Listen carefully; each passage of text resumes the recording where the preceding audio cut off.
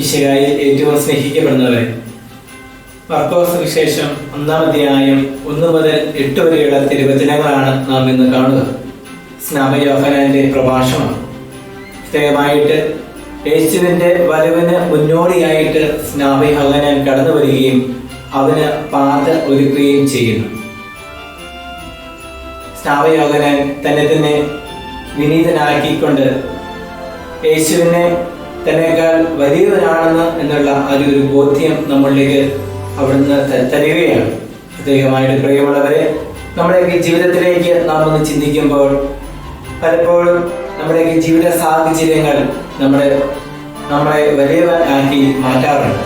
എന്നാൽ ഇനി വചനം നമ്മെ ഓർമ്മപ്പെടുത്തുക, നാം ആയിരിക്കുന്ന ജീവിത സാഹചര്യങ്ങളിൽ വിനീതരായി ജീവിച്ചുകൊണ്ട് മറ്റുള്ളവരുടെ മുമ്പിൽ ചെറിയതായിട്ട് ജീവിക്കുവാനുള്ള ഒരു വലിയ ക്ഷണമാണ് ദൈവം നമുക്ക് നൽകുക. ആ വലിയ കൃപയ്ക്ക് വേണ്ടി പ്രത്യേകമായിട്ട് നമുക്ക് പ്രാർത്ഥിക്കുകയും ചെയ്യാം.